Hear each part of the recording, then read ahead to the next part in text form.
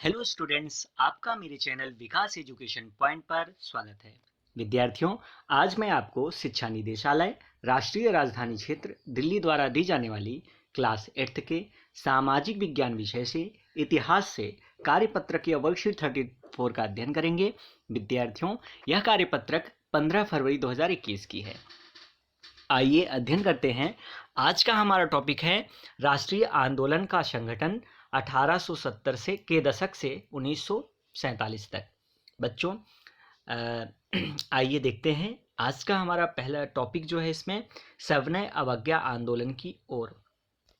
बच्चों, असहयोग आंदोलन खत्म होने के बाद गांधी जी ने के अनुयायी ग्रामीण इलाकों की रचनात्मक कार्य शुरू करने पर जोर दे रहे थे।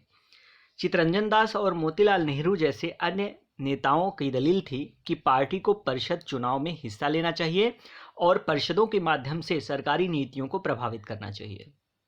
बच्चों, ये दोनों चित्तरंजन दास जी और मोतीलाल नेहरू जी, ये दोनों यही चाहते थे कि कांग्रेस को अब जो है सरकार में हिस्सा लेना चाहिए, चुनाव लड़ना चाहिए और परिषदों के माध्यम से परिषद के चुनाव में हिस्सा लेना चाहिए और परिषद के माध्यम से ही सरकार की नीतियों को हमें प्रभावित करना चाहिए। अगर वो मान लिया उसमें अगर चुनाव लड़ करके अपने सीटें जीत करके अगर उसमें आते हैं तो जो है परिषद में अगर वहाँ पर हमारे मेंबर्स भी, कांग्रेस के भी मेंबर अगर वहाँ पर बैठेंगे तो वो भी अपने बात को रखेंगे और जो है कहीं ना कहीं उनकी नीतियों को जो है प्रभावित करेंगे। अगर कुछ हमारे खिलाफ कोई रूल बनाया जाएगा तो उसके लिए हम वहाँ पर अपनी बातों को रख सकते हैं, कह सकते हैं। भारतीय कम्युनिस्ट पार्टी और राष्ट्रीय स्वयंसेवक संघ की स्थापना इस दशक के मध्य की दो महत्वपूर्ण घटनाएं थी। इसी समय बच्चों भारतीय कम्युनिस्ट पार्टी और राष्ट्रीय स्वयंसेवक संघ की स्थापना हुई। उसी दौरान क्रांतिकारी राष्ट्रवादी भगत सिंह भी सक्रिय थे। इस दशक के आखिर में कांग्रेस ने पूर्ण स्वराज का प्रस्ताव पारित किया। जवाहरलाल नेहरू की अध्यक्षता में 1929 ईस्वी में पारित किए गए इस प्रस्ताव के आधार पर 26 जनवरी 1930 को पूरे देश में स्वतंत्रता दिवस मनाया गया। बच्चों, पूर्ण स्वराज का प्रस्ताव जो है वो 1929 ईस्वी में पंडित जवाहरलाल नेहरू जी की अध्यक्षता में जो है इसके प्रस्ताव को पारित किया गया था और इसी प्रस्ताव के आधार पर 26 जनवरी 1930 को पूरे देश में स्वतंत्रता दिवस के रूप में मनाया गया था। पूर्ण स्वराज अपने आप आने वाला नहीं था, इसके लिए लोगों को लड़ाई में उतरना था। 1930 में गांधी जी ने ऐलान किया कि नमक कानून तोड़ने के लिए यात्रा निकालेंगे। उस समय नमक के उत्पादन और बिक्री पर सरकार का एकाधिकार होता था। महात्मा गांधी और अन्य राष्ट्रवादियों का कहना था कि नमक पर टैक्स वसूलना पाप है, क्योंकि यह हमारे भोजन का एक बुनियादी हिस्सा है। नमक सत्याग्रह ने स्वतंत्रता की व्यापक चाह को लोगों का एक खास शिकायत सभी से जोड़ दिया और इस तरह अमीरों और गरीबों में के बीच जो है मतभेद पैदा होने लगी।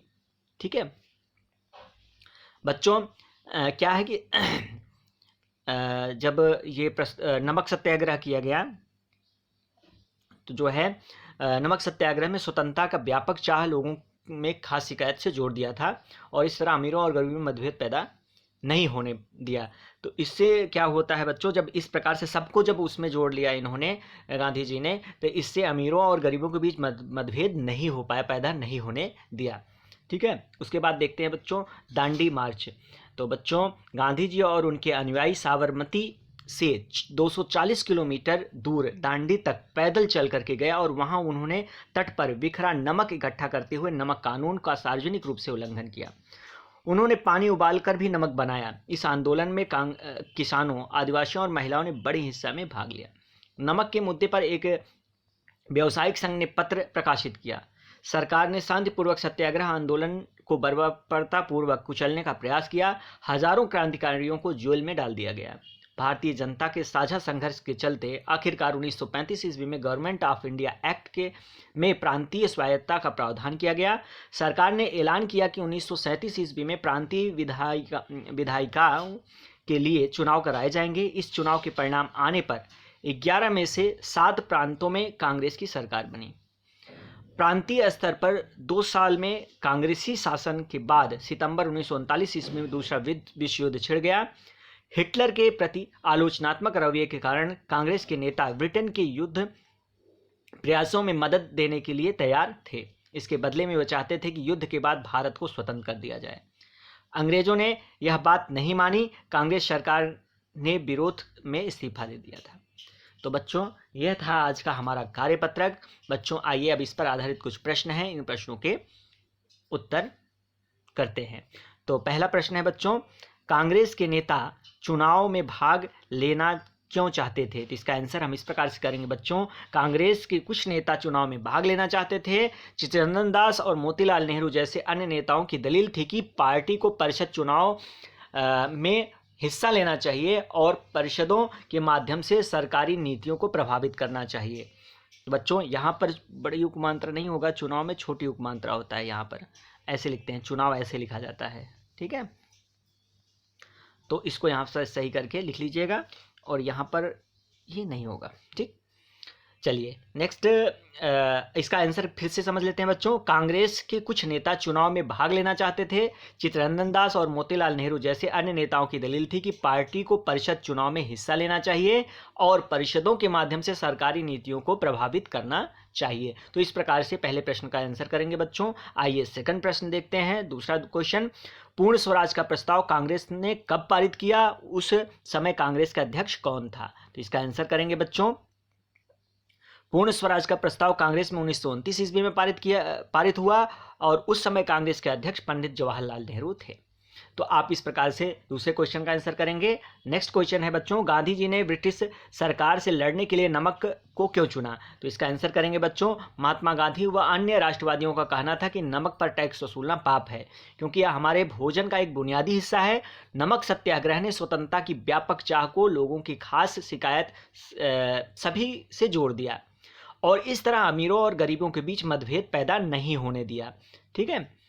तो इसीलिए जो है गांधी जी ने जो है ब्रिटिश सरकार से लड़ने के लिए नमक को जो है चुना था, ठीक है। आइए नेक्स्ट क्वेश्चन देखते हैं बच्चों, दांडी मार्च ने भारत के स्वतंत्रता आंदोलन को किस प्रकार प्रभावित किया? तो आइए इसका आंसर कैसे करेंगे बच्चों, इस प्रकार से लिखेंगे कि इस आंदोलन में किसानों, आदिवासियों और महिलाओं ने बड़ी संख्या में हिस्सा लिया।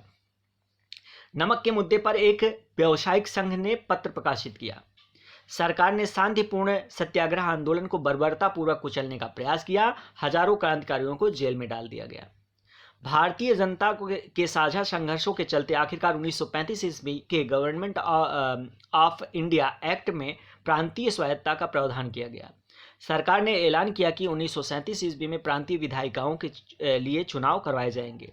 इस चुनाव परिणाम आने पर 11 में से 7 प्रांतों में कांग्रेस की सरकार बनी। यहाँ पर बच्चों चुनाव है, यहाँ पर भी चुनाव है, ठीक है। तो इसको ऐसे लिख लीजिएगा, इस चुनाव के परिणाम आने पर 11 में से 7 प्रांतों पर कांग्रेस की सरकार बनी थी। तो ये था आज का हमारा कार्यपत्रक बच्चों। कोविड-19 जैसे महामारी से बचने के लिए, सुरक्षित रहने के लिए हमें 2 गज अथवा 6 फीट की शारीरिक दूरी का पालन करना चाहिए। धन्यवाद।